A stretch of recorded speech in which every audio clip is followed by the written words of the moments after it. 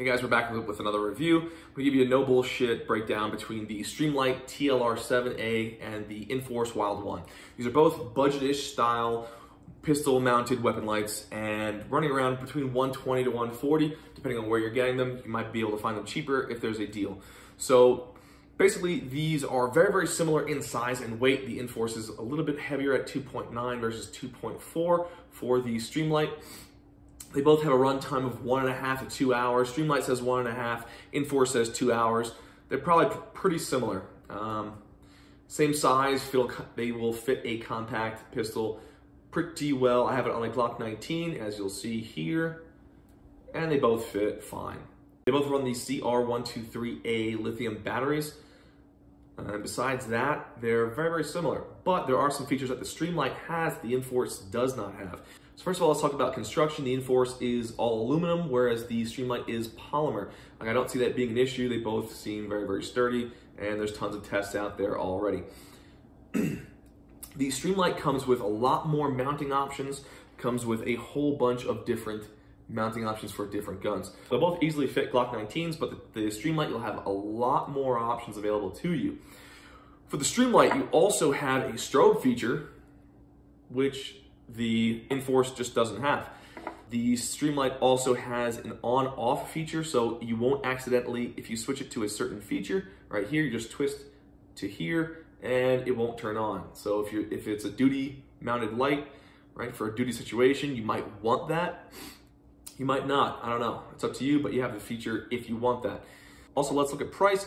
So the Streamlight is $10 cheaper than the Inforce, and I'm sure you can find deals on them, both of them everywhere. So look for those.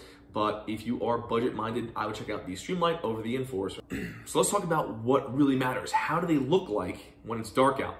And I did a test. I'm indoors in a bedroom here, so about 3 to 5 yards from the wall, and you can see that indoors the Streamlight is putting out a larger spill, larger area. So it's lighting up more of that area, whereas the Inforce has a more concentrated hotspot, so it's a little bit smaller. In a home defense situation, you're gonna want that greater spill, gives you more situational awareness. You can see more of the room, not just what you're pointing at, right? Not what you're aiming at or what you're looking at. So you can see maybe there's another threat, maybe there's people you have to look out for, right? It gives you a much better picture. So I said, all right, let's go outside, take a look. So here we are at 40 yards. And again, the TLR Streamlight, you can see more. It has much more spill, as they call it, right? So it's just a wider beam, and it's not taking away from the brightness. You can still see perfectly, right, in that larger area. And you'll notice that the Inforce has that smaller, more concentrated hotspot. So for use on a handgun, for home defense, for concealed carry, anything like that, I think the Streamlight is a clear winner. You can just see more. You have situational awareness with the Streamlight. You know, the Inforce, maybe it has greater throw, which means at distance, it has more power to push out to distance. But again, it's going to be on a pistol, right? So do you want that? 90% of the use of a handgun, you're going to be at closer distances. You're going to be indoor, especially if it's an indoor use, right? Home defense, you're going to want the TLR over an Inforce. So that's my review.